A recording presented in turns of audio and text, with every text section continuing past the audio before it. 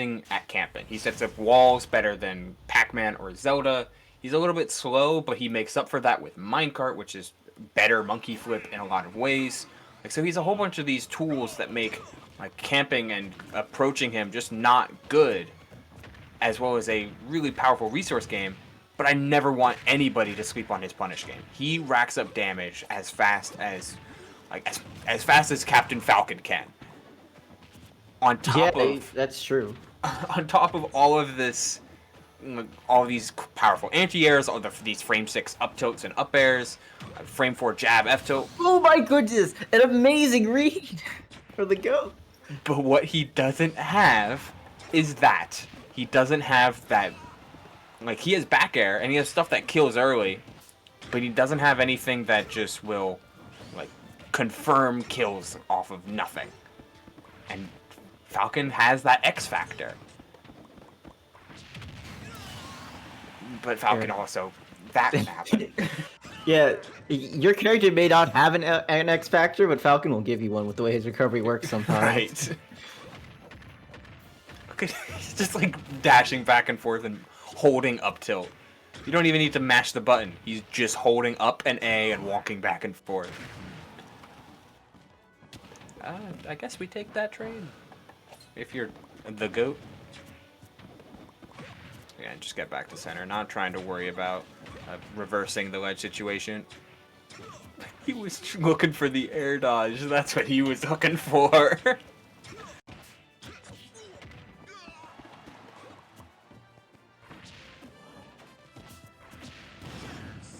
Falcon dive out of shield. It will scoop up in that instance. Down tilts? Down tilts? Ooh, okay. Alright. Well, not as safe as something like Plasma Whip. Down tilt is a relatively good option for catching 2 frames, for punishing ledge hangs, and it hits reasonably far. So maybe that's going to be his answer to us offstage block building shenanigans. Oh, okay. He didn't have iron. He didn't have any more iron. Only 2 pieces at the moment. Oh my god, it's ping pong around with the wood blocks. You know, also this actually I'll bring this up if depending on how this game goes. But yeah, right now we see the GOAT in a really good spot. Well, he was in a good spot. I mean, he still. I was gonna say he still could be, but that's 60 off of nothing. Yeah, you can't up B Steve's up tilt. Yeah, Falcon's up B. Well, a really good out shield tool because a lot of people just instinctively hit shield. It can lose to like people pressing another button afterwards because of how slow it is. Uh-oh. Now he jumps and gets the down air through the platform, but not high enough to confirm into a knee given the situation. He's got plenty of resources on deck. But I like how he hides underneath these platforms and right up against the block wall that has been assembling. Because he knows he won't get hit by the minecart at that angle. Right, waiting it out. Oh, that almost looked like the gamer setup a little bit. I know that includes TNT, but it's the same basic principle. While you don't have as much visual noise, just the block popping immediately cancels basically any lag at all. Yeah, from a ground move. And thus you can go into a forward air, or in that case, a down air with the anvil. Yeah, so what I wanted to bring up earlier is that Falcon is actually a matchup where I might see switching to Ness just because of how Ness deals with Falcon is pretty well, but so far it doesn't look like it really needs to switch. You know, that was close. That K1 was kind of close. So we'll have to see how their games develop throughout the set. But I think that's something on the table to consider. Yeah, it's certainly an option, but with how Steve has been performing, not even just in this bracket, but as of late, I would be surprised of like specific matchups that he wanted to go Ness for that he already has planned in his head. Yeah, that's true. I mean, I'm saying it's like a last resort. I wouldn't be surprised if we see it. But obviously, right now, doesn't really need to do that. Yeah. No, I can see what you mean though. If the GOAT performs like he did in game one, but shores up a little of his neutral, doesn't try and go for crazy Falcon dives out of shield and get super punished, maybe mixes up his Falcon dive drift, gets away from, survives one or two more ledge interactions, and maybe takes him to a stage like this where planking isn't nearly as good. We might see him take not just one game, but even contend for the whole set. Yeah. So we've been talking about like, oh, if we take Steve to the town or Smashville, he gets more wood than usual. So we really haven't seen that take into effect until now. I think it's just because also like town is such a good stage for Falcon too, especially on the third transformation where there's the side platforms. He can just kind of nair you across the stage, land on the platform, and then combo on the kill move. You know, it's tricky because while this stage does a lot for Falcon, and these platform layups are super good for him, but it also does plenty for Steve. While it takes away, while he's going to be getting mostly wood, and it takes away some of his more gimmicky like planking setups, it's still a big stage. It's still got very, very big blast zones up and at the very least a very big ceiling, and he's got like he's a zone. He's not even a zoner. He's a camper. He's a camper at heart. Like that's what Steve does. And I have no. Steve literally roughs it in the woods on the daily. Yeah. Like he's building tents. He's making walls and creating houses from nothing. As in Minecraft. Yeah. So Town and City just feeds into that gameplay a little bit more, and he becomes a little bit less. Like there's a little bit less of the crazy stuff, but you still have that good stage control based gameplay. I'm surprised that didn't. I'm surprised it wasn't untechable. Wait, really? Oh, look at that. Okay, today I learned this stage very good for Steve because he loses basically nothing. He could. Other than iron, like that's about it. Yeah, really. But you're trying to look for. He seems to have gotten at the very least plenty of iron. Just a lot of his dirt is replaced with wood. Yeah, I think that's kind of what's happening here. And he's not getting any stone. So stone tools might be off the table, but. Oh no! I mean. Okay, like. Oh my goodness! Yeah, see, that's what I'm talking about. These side platforms on Town and City are amazing for Falcon to be able to extend these combos. I know you want to celebrate on them, but you gotta Steve building resources. You should go fight him and make sure he doesn't do that. Wow, the Falcon, the Raptor Boost armor just getting completely washed out by those tilts.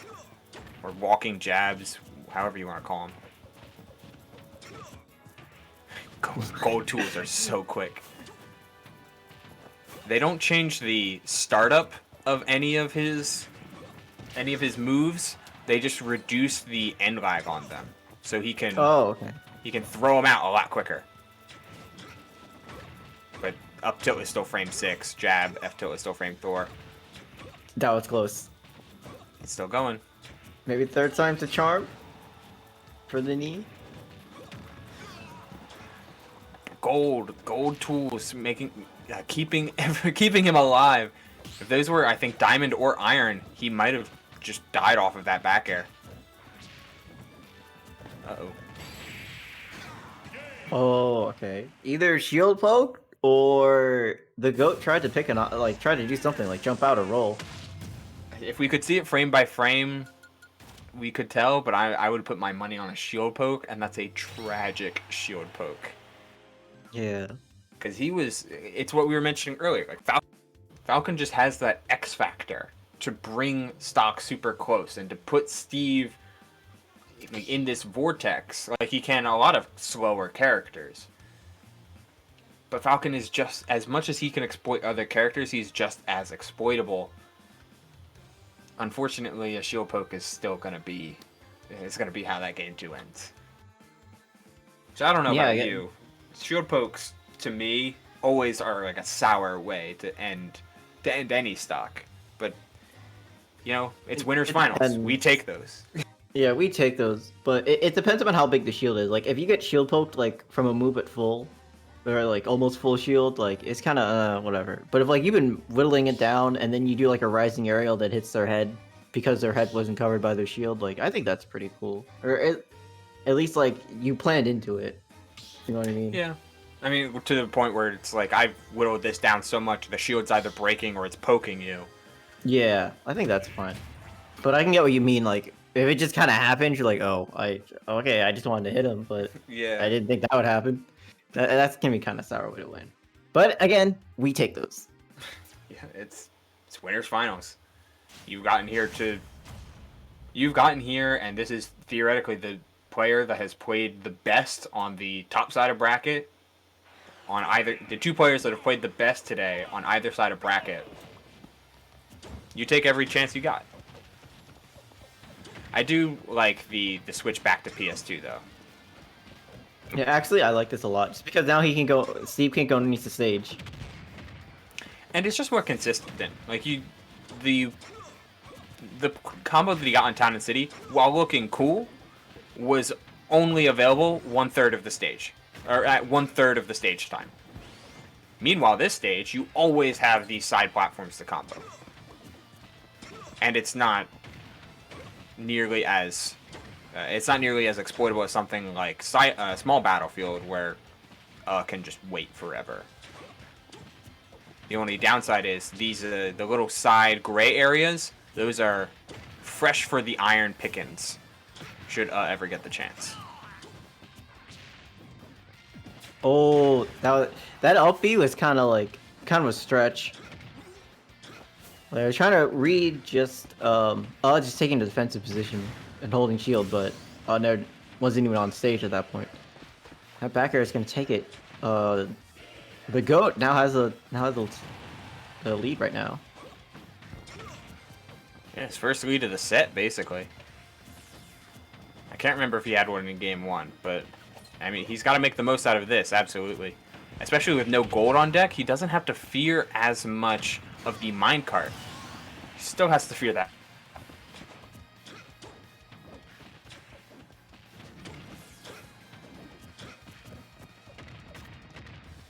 Oh, and it begins. 53, everybody. Yeah.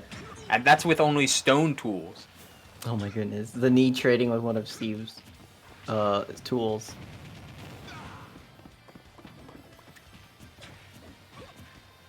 He's trying to weave around, but Oh my goodness. killed. He was I didn't think that would kill. 93 after the hit. Oh, I like that Falcon kick attempt. If I was just a little bit lower, that would have worked. And picking an option against that up tilt and only getting an up air for his troubles, that's a big Falcon kick. It evens up the stock count. And Moore's got to follow, though. He needs to get some sort of opening, but Uz not willing to give it to him. Like, Falcon is the character, like you mentioned a lot, that has that X factor, where just like, if you give him one opportunity in neutral, he can maybe combo it, get a lot of percent, quick read in the knee, and then boom, that's it. Your stock just evaporates. That was his opening. That was almost it. He's doing such a good job at getting these Nair 1s on the roll-ins. But unfortunately, Falcon just doesn't have the tools to deal with some of the block placement and anvil drops that Uz been putting out. The only thing that he can really try to do is use up all of his iron. That was really great patience. Not falling for the anvil trick that he fell for game one, where he's gonna try to punish the down smash, where instead he just jumped over him and took center. Still no iron on deck, which means no minecart. He had to go for the early up B, but oh my goodness. We hadn't seen that. We hadn't seen that all game, all set, all the set prior. That was the first time he had pulled that out of his pocket, at least on stream. And yeah, no, that's if you get hit by the first hit, that's just a combo. At least on fast forwards. Wait, it's a combo? I thought the GOAT just tried to like pick an aggressive option to punish and just right into it. That's a combo.